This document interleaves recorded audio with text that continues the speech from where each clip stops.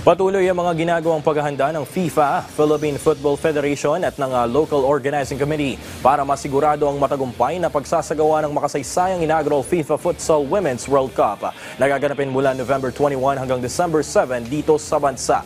Yan ang ulat ni teammate Daryl Oclares.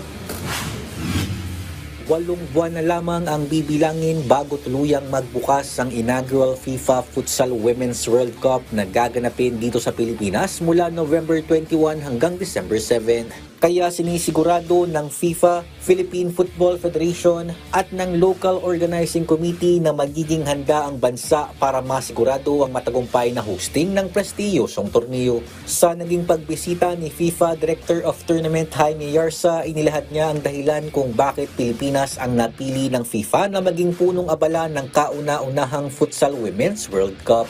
And one of the things that really caught our attention was the good project from the Federation and the strong support from the government to the World Cup. It was really something that caught our eye. It was really a good match, I think, for what we wanted to do. At the same time, for us, it was very important, the legacy that we could leave in the country, in the region, and we were completely aligned with the Federation in that sense. And I think a little bit all of these elements together is what convinced the FIFA Council to grant it to the Philippines. Ibinahagi rin ni Yarza kung kailan posibleng mabuo ang 16 na bansa na magtatagisan sa kampyonato ng inaugural tournament. Well, it's 16 teams from all over the world, and as you said, only OFC, the Oceania, has concluded the qualification. New Zealand is qualified as well as Philippines. The UEFA qualification started right now, and by the end of May, we should know all the countries. Nagbigay din ng update si LOC Tournament Director Relisan Agustin sa mga ginagawa nilang preparasyon kabilang na ang kasalukuyang estado ng PhilSports Arena sa Pasig City at ng Victoria Stadium sa Negros Occidental na magsisilbing entablado para sa World Cup.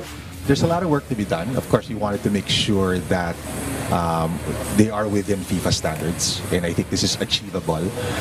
Together with the Philippine Sports Commission, with Chairman Dicky Bachman, we're going to make sure that we will show the world that our venue is top class.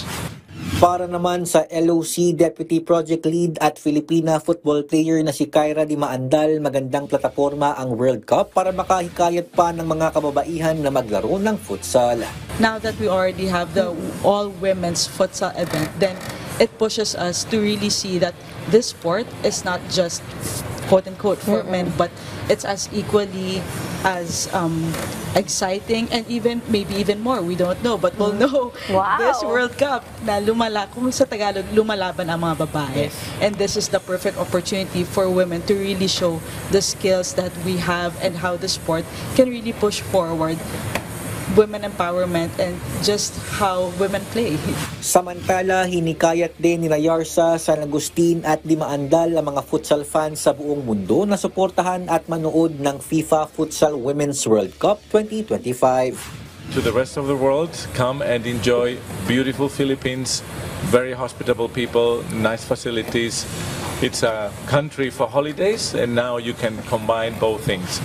Calling out not just our Filipino fans in Manila or in Negros, but all over the country to come and support and show the world that we are really the place for the venue, or a venue for international events. So let's make the country proud. So mga kababayan, thank you again sa inyong oras. And yun nga po, meron po tayong mga bansa na pupunta dito para lumaban, para maging world champions. Daryl Oclares para sa Atletang Pilipino para sa Bagong Pilipinas.